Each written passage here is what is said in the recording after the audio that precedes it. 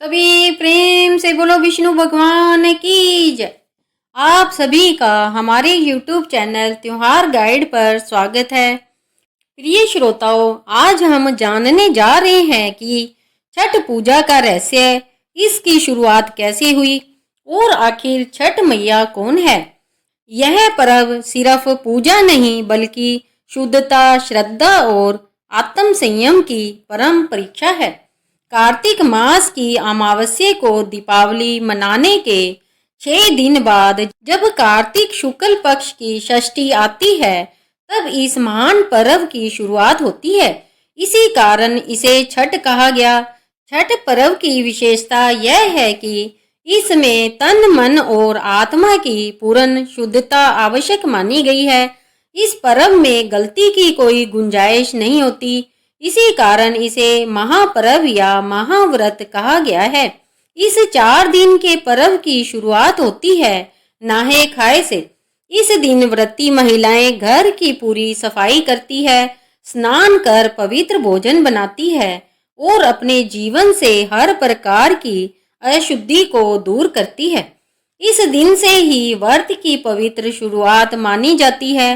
अब प्रश्न उठता है, कौन है छठ मैया। पौराणिक मान्यता के अनुसार छठ देवी सूर्य देव की बहन मानी जाती है। माता षष्ठी, जिन्हें छठी मैया कहा जाता है, सृष्टि की अधिष्ठात्री प्रकृति देवी के छठे अंश से उत्पन्न हुई। इन्हें षष्ठी देवी कहा गया, अर्थात सृष्टि की वह शक्ति जो बच्चों की रक्षा करती है और संतान को दीर्घायु प्रदान करती है। मार्कंडेय पुराण में उल्लेख मिलता है कि जब सृष्टि का निर्माण हुआ, तब प्रकृति देवी ने अपने आप को 6 भागों में विभाजित किया। उनके छठे अंश से प्रकट हुई मातृ शक्ति, जिन्हें ब्रह्मा की मानस पुत्री कहा गया। इन्हीं देवी को सभी लोकों में बालकों की रक्षक माना गया है। छठ मैया की पूजा इसलिए की जाती है ताकि वे हर संतान को स्वस्थ, बुद्धिमान और दीर्घायु जीवन का वरदान दे।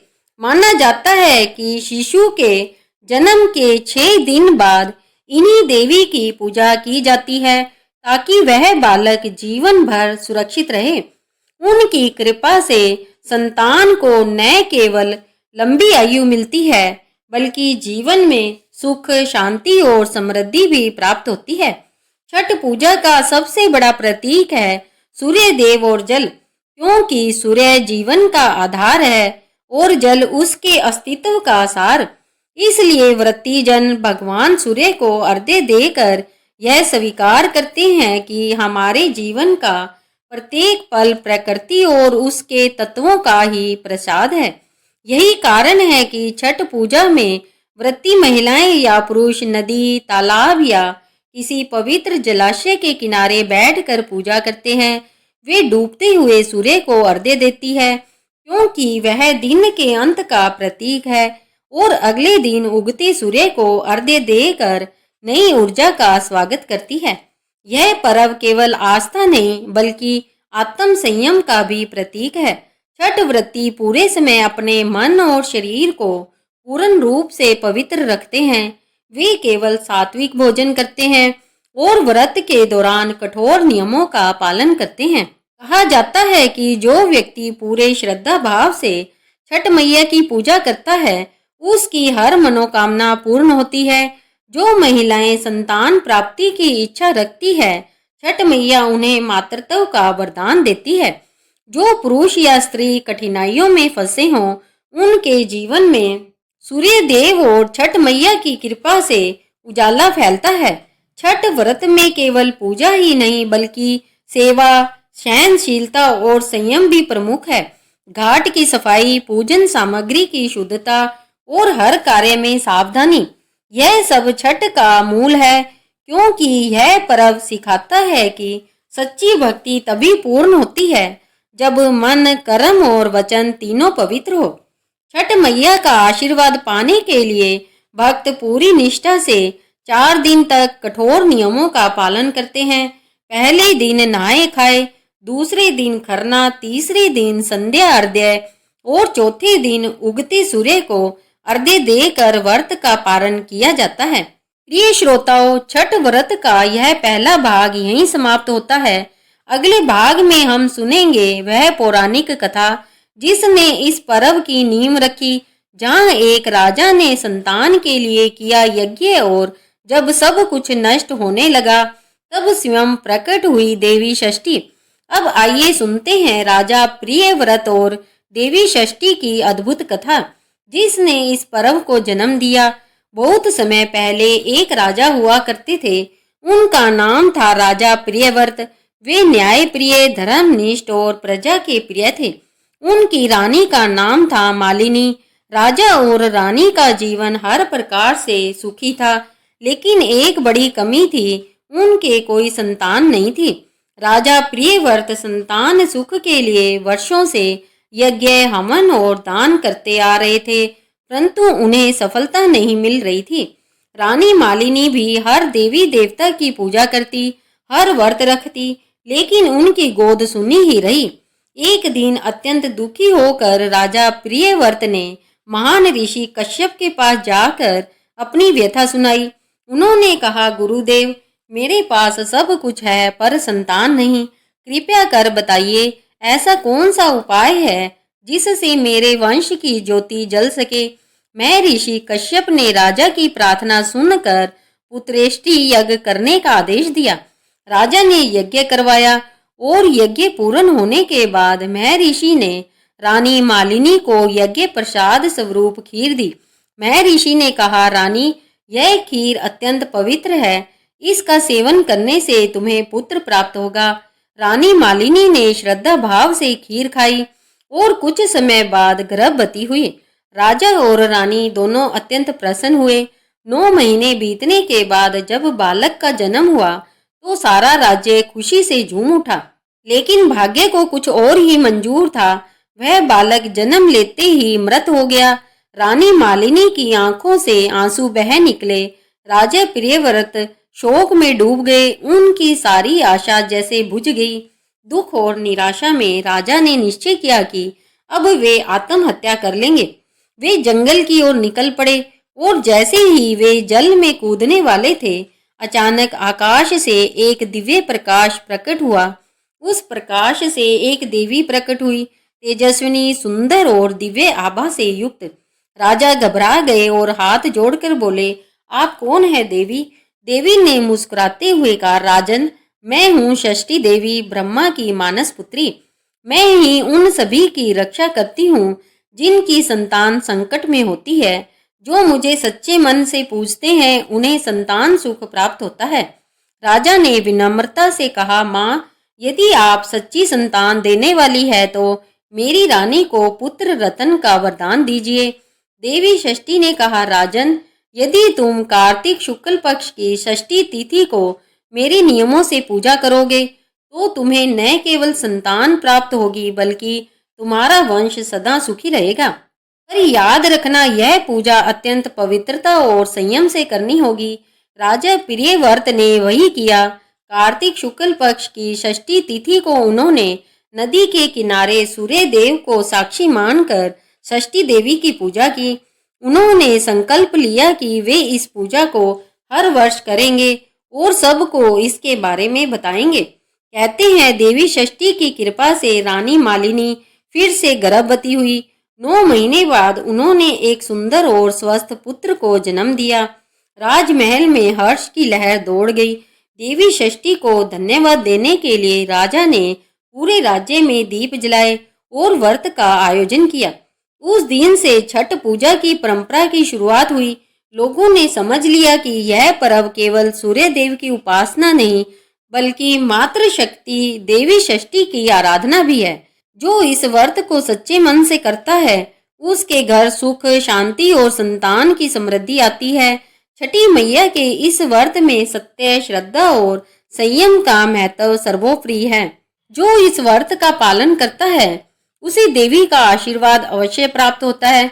इस प्रकार राजा प्रियव्रत की कथा ने हमें यह सिखाया कि आस्था और धैर्य से असंभव भी संभव हो जाता है और जब सच्चे मन से देवी का स्मरण किया जाए तो जीवन की हर पीड़ा दूर हो जाती है। मित्रों, कैसे महाभारत काल में द्रौपदी और सूर्य पुत्र करण ने छठ व्रत रखा और कैसे यह पर्व पूरे भारत में फैल गया। तो आज आप सुनने जा रहे हैं इस महाव्रत से जुड़ी कुछ ऐसी पौराणिक कथाएं जिन्हें सुनकर आपके रोंगटे खड़े हो जाएंगे, क्योंकि हम जानेंगे कैसे छठ व्रत का संबंध महाभारत काल से जुड़ा है, कैसे द्रौपदी ने इस व्रत से अपना खोया हुआ राज्य वापस पाया और क्यों सूर्य पुत्र करण को छठ पूजा का प्रथम उपासक कहा जाता है। तो आइए शुरू करते हैं आज की कथा। महाभारत काल में जब पांडव जुए में अपना सब कुछ हार गए, राज्य, धन, वैभव, यहाँ तक कि अपनी पत्नी द्रौपदी तक, तब द्रौपदी ने अपने जीवन के सबसे कठिन समय में भगवान सूर्य की उपासना करने का निश्चय किया। उसने मन ही मन कहा, हे सूर्यदेव, आप जगत के प्रकाश दाता है, मेरे परिवार पर अंधकार छा गया है, मुझे अपने तेज से पुनः उजाला दीजिए। द्रौपदी ने कार्तिक शुक्ल पक्ष की षष्ठी तिथि को उपवास रखा। उसने सूर्य देव की बहन षष्ठी देवी का आह्वान किया और जल में खड़े होकर सूर्य देव को अर्घ्य अर्पित किया। वह घंटों तक नदी के शीतल जल में डूबी रही और मन ही मन प्रार्थना करती रही, हे सूर्य देव, कृपया कर मेरे पति और परिवार की रक्षा कीजिए। कहते हैं उनकी भक्ति से प्रसन्न होकर छठ मैया प्रकट हुई और बोली, हे द्रौपदी, तुम्हारी निष्ठा और श्रद्धा ने मुझे प्रसन्न किया है। तुम्हारे पति और परिवार को पुनः राज्य की प्राप्ति होगी। जो भी स्त्री या पुरुष इस दिन सूर्य को अर्घ्य देकर मेरी पूजा करेगा, उसके जीवन से हर अंधकार मिट जाएगा। द्रौपदी ने छठी मैया के आदेशानुसार व्रत पूरा किया और कुछ ही समय बाद पांडवों को पुनः अपना राज्य प्राप्त हुआ। तभी से कहा जाता है कि छठ व्रत केवल संतान या सुख के लिए नहीं, बल्कि सम्मान, सफलता और न्याय की पुनः प्राप्ति का व्रत भी है। अब सुनिए छठ पूजा से जुड़ी दूसरी प्राचीन कथा सूर्य पुत्र करण की। कहा जाता है कि करण, जो भगवान सूर्य के अंश से जन्मे थे, हर दिन सुबह नदी के किनारे जाकर सूर्य देव की पूजा करते थे। वे कमर तक जल में खड़े होकर दोनों हाथ जोड़ सूर्य को अर्घ्य अर्पित करते थे। वे कभी एक दिन भी इस नियम को नहीं तोड़ते थे, चाहे युद्ध हो या वर्षा। सूर्य देव की कृपा से ही करण एक अजय योद्धा बने। उनके कवच और कुंडल सूर्य के तेज से निर्मित थे। कहा जाता है कि करण ही सबसे पहले सूर्य अर्घ्य की परंपरा का प्रारंभ करने वाले मानव थे और यही परंपरा आगे चलकर छठ पूजा के रूप में प्रचलित हुई। आज भी जब व्रती महिलाएं नदी के तट पर खड़ी होकर सूर्य को अर्घ्य देती है, तो कहा जाता है कि वे वही परंपरा निभा रही है जो कभी सूर्य पुत्र करण ने प्रारंभ की थी। इतना ही नहीं, रामायण काल में भी इस पर्व का उल्लेख मिलता है। कहा जाता है कि जब भगवान श्री राम वनवास से लौटे तो माता सीता ने भी सूर्य देव और षष्ठी देवी की पूजा की थी। उन्होंने अपने जीवन के सुख और राम के दीर्घायु के लिए यह व्रत रखा था। तब से यह मान्यता बन गई कि यह व्रत पति पत्नी के जीवन में सुख, समृद्धि और संतान सुख देता है। इस व्रत का एक और रहस्य यह है कि छठ मैया की पूजा में केवल सूर्य और जल ही नहीं, बल्कि प्रकृति के पांचों तत्व पृथ्वी, जल, अग्नि, वायु और आकाश सब की आराधना होती है। व्रती जब जल में खड़ा होकर सूर्य को अर्घ्य देता है, तो वह इन पांचों तत्वों के प्रति कृतज्ञता व्यक्त करता है। इस पर्व की पवित्रता इतनी गहरी है कि कहा गया है कि छठ में गलती की कोई जगह नहीं, क्योंकि यह पूजा केवल बाहरी नहीं बल्कि आंतरिक शुद्धता की मांग करती है। भक्त का हर भाव, हर संकल्प और हर क्रिया पूर्ण श्रद्धा से भरी होनी चाहिए। इसलिए छठ व्रत को सूर्य षष्ठी कहा गया है, अर्थात सूर्य की पूजा षष्ठी देवी के माध्यम से। इस दिन जल, सूर्य और मातृ शक्ति का मिलन होता है और यही मिलन जीवन की ऊर्जा को संतुलित रखता है। श्रोताओं, अब आप समझ ही गए होंगे कि छठ पर्व केवल बिहार या उत्तर प्रदेश का त्योहार नहीं, बल्कि यह वह आध्यात्मिक साधना है जो मानव और प्रकृति के बीच के संबंध को जोड़ती है। यह पर्व सिखाता है कि जब मन, तन और आत्मा एक साथ शुद्ध हो जाते हैं, तब ही सच्ची भक्ति का जन्म होता है। अगले भाग में हम जानेंगे छठ पूजा की संपूर्ण विधि, पूजन सामग्री और हर दिन की विशेषता। क्यों इस व्रत में नहाए खाए, खरना, अर्घ्य और पारण का क्रम इतना महत्वपूर्ण माना गया है। जय छठी मैया। प्रिय श्रोताओं, आपने अब तक जाना कि छठ व्रत की उत्पत्ति कैसे हुई, राजा प्रियव्रत और रानी मालिनी को देवी षष्ठी ने कैसे वरदान दिया और कैसे द्रौपदी व सूर्यपुत्र कर्ण ने इस व्रत की महिमा को बढ़ाया। अब जानिए इस भाग में छठ पूजा की संपूर्ण विधि, नियम, वैज्ञानिक कारण और वे रहस्य जिन्हें 99% लोग नहीं जानते। छठ पूजा 4 दिनों का अत्यंत कठोर और शुद्धता पूर्ण पर्व होता है। इस व्रत में तन, मन और आत्मा तीनों की पवित्रता सबसे आवश्यक मानी जाती है। इसे सूर्य उपासना का सर्वश्रेष्ठ पर्व कहा जाता है, क्योंकि इसमें मनुष्य सीधे सूर्य और प्रकृति की ऊर्जा से जुड़ता है। पहला दिन नहाए खाए। कार्तिक शुक्ल पक्ष की चतुर्थी से छठ की शुरुआत होती है। इस दिन व्रती प्रातःकाल नदी, तालाब या पवित्र जल स्रोत में स्नान कर शुद्धता का संकल्प लेते हैं। घर की साफ सफाई की जाती है। व्रती केवल एक बार भोजन करते हैं, जिसमें लहसुन प्याज रहित सात्विक भोजन होता है। सामान्यतः कद्दू, भात और चने की दाल बनाई जाती है। इसे नहाए खाए कहा जाता है। इसका उद्देश्य शरीर और मन को व्रत के लिए तैयार करना होता है। दूसरा दिन खरना, लोहंडा। पंचमी तिथि को खरना किया जाता है। इस दिन पूरा दिन व्रती निर्जला उपवास रखते हैं और सूर्यास्त के बाद स्नान कर मिट्टी के चूल्हे पर खीर रोटी बनाई जाती है। चूल्हे में आम की लकड़ी का प्रयोग किया जाता है ताकि वातावरण शुद्ध रहे। यह खीर गंगा जल या किसी पवित्र जल से बनाई जाती है। खीर, रोटी और केला का प्रसाद पहले सूर्य को अर्पित किया जाता है, फिर व्रती इसे ग्रहण करते हैं। खरना के बाद 36 घंटे का निर्जला उपवास आरंभ होता है। तीसरा दिन संध्या अर्घ्य। पहला अर्घ्य। षष्ठी तिथि को संध्या समय सूर्यास्त के ठीक पूर्व व्रती और उनके परिवारजन घाट पर जाते हैं। घाट पर बांस की डलिया या सूप में प्रसाद सजाया जाता है, जिसमें ठेकुआ, चावल के लड्डू, फल, नारियल और साखर रखा जाता है। सूर्य देव को जल और दूध से अर्घ्य दिया जाता है। इस क्षण वातावरण मंत्रों और भजनों से गूंज उठता है। व्रती पानी में खड़े होकर सूर्य की अंतिम किरण को प्रणाम करते हैं और सूर्य की ऊर्जा को आत्मसात करते हैं। चौथा दिन उषा अर्घ्य। दूसरा अर्घ्य। अगली सुबह यानी सप्तमी तिथि को सूर्योदय से पहले ही व्रती घाट पर पहुंचते हैं। उस समय चारों ओर शांति और श्रद्धा का वातावरण होता है। व्रती जल में खड़े होकर उगते सूर्य को अर्घ्य देते हैं। यह क्षण सबसे पवित्र माना जाता है, क्योंकि सूर्य की प्रथम किरणें जीवन, ऊर्जा और नवसर्जन का प्रतीक है। व्रती अपने परिवार की सुख समृद्धि, संतान की दीर्घायु और समस्त दोषों की मुक्ति की प्रार्थना करते हैं। अर्घ्य के बाद पारण और प्रसाद वितरण। सूर्योदय के बाद व्रती घर लौटते हैं और पारण करते हैं। सबसे पहले तुलसी और गंगा जल ग्रहण करते हैं, फिर खरना का प्रसाद लेते हैं। इसके बाद सभी घर वालों और पड़ोसियों में प्रसाद वितरित किया जाता है। यह माना जाता है कि जो व्यक्ति छठ व्रत का प्रसाद श्रद्धा से ग्रहण करता है, उसके जीवन से नकारात्मकता दूर होती है और सौभाग्य बढ़ता है। व्रत के नियम और सावधानियां। छठ पूजा में किसी भी प्रकार की अशुद्धि वर्जित है। व्रती रजस्वला अवस्था में नहीं होती। घर में मांस, मद्य, तामसिक भोजन और झूठ फरेब से दूरी रखी जाती है। पूजा के दौरान कोई मनमानी नहीं की जाती। कहा जाता है कि छठ मैया हर व्रती की भावना जानती है, इसलिए हर कार्य निष्ठा से करना आवश्यक है।